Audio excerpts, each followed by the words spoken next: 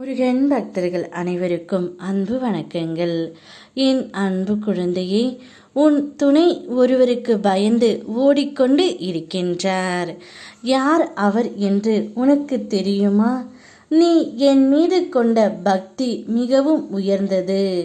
ஆனால் சில நேரம் நீ விழிப்பு நிலையில் இருப்பதே இல்லை. சில நேரம் பல வழிகளில் உன்னுடன் பேச முயற்சித்தும் இருக்கின்றேன். ஆனால் கண்களை மூடி என்னை வருத்தி கொண்டு நீ என்னை அழைக்கின்றாய். ஆனால் நான் அருகில் வருவதை நீ உணர மறுக்கின்றாய் தங்கமே. பல வழிகளை நான் உன்னை காத்து கொண்டு இருப்பதையும் நீ உணர மறுக்கின்றாய். ஆனால் பக்தி செய்கிறாய். என்னை நினைத்து கண்ணீரும் வடிக்கின்றாய். எந்த சூழ்நிலை வந்தாலும் முருகா முருகா என்று என்னிடம் ஓடோடி வருகிறாய். ஆனால் என்னை நீ உணரத்தான் மறுக்கின்றாய் தங்கமே. உன்னுடைய வாழ்க்கையில் நடக்கும் அனைத்திற்கும் நிச்சயமாக ஒரு காரணம் உண்டு.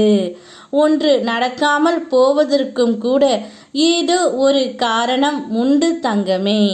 காரணத்தை நீ தேடாமல் காலத்தோடு பயணம் செய். காலம் அனைத்திற்கும் பதில் சொல்லும்.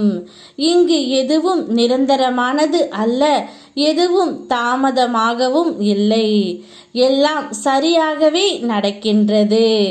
இனியும் சரியாகவே நடக்கும். முழுமையாக நம்பு, நல்லதே நடக்கும். கர்ம வினைகள் காலத்தால் எழுதப்பட்டவை. அதனால் அதில் சிறு சிறு மாற்றங்கள் ஏற்படும் பொழுது உனக்கு மிகவும் வலியாக இருக்கும்.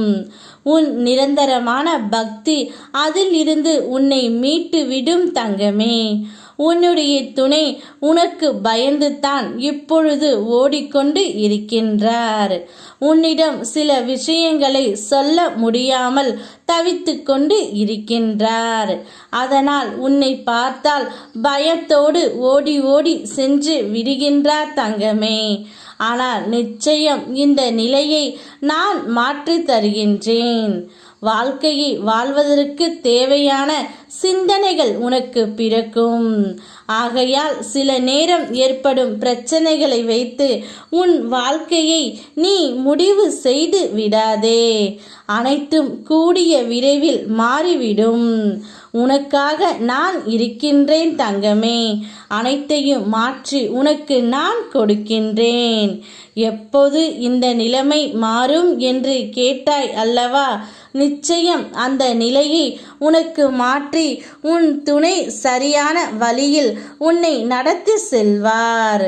யாம் இருக்க உனக்கு பயமேன். ஓம் முருகா.